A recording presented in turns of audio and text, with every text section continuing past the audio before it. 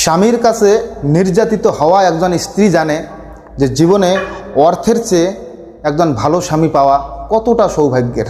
কিন্তু সত্য হচ্ছে এটাই যে নারীর মন ভগবানও সন্তুষ্ট করতে পারেনি।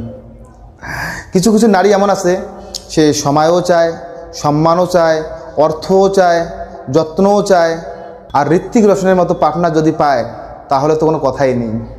কিন্তু বাস্তবতা কি তাই? বাস্তবতা হচ্ছে এটাই, ভালো আর জ্ঞানী মানুষগুলো সংসার ত্যাগ করে সন্ন্যাস নিয়ে নিচ্ছে।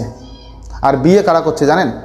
এই যে ছোটো ছোটো বাচ্চা ছেলেমেয়েগুলো যারা সেক্সকে প্রাধান্য দিচ্ছে। আর দ্বিতীয়ত তারা যারা সমাজ আর পরিবারের প্রেশারে এসে বিয়ে করতেছে, যে তোকে বিয়ে করতে হবে, সংসার করতে হবে, বংশ রক্ষা করতে হবে, বিয়ে করে বউ নিয়ে আসলে তোর যত্ন করবে, তোর বাবা মায়ের যত্ন করবে, তোর সারা জীবনের সঙ্গী হবে। আচ্ছা, এই কথাতে আমার একটা আপত্তি আছে। যারা বলে না যে জীবন সঙ্গিনী, সারা জীবনের সঙ্গিনী, আচ্ছা যেখানে নিঃশ্বাসের কোনো বিশ্বাস নেই সেখানে কে সারা জীবনের সঙ্গী হয় বলুন তো? আর আজকের দিনে তো স্ট্যাম্প পেপারে সিগনেচার করে ব্যবসা হচ্ছে, কেননা মানুষের প্রতি মানুষের বিশ্বাস উঠে যাচ্ছে। তারা ভেবে নিচ্ছে যে পরবর্তীতে যদি বিবাহ বিচ্ছেদ হয় তাহলে পয়সা তো লেনা পড়েঙ্গে।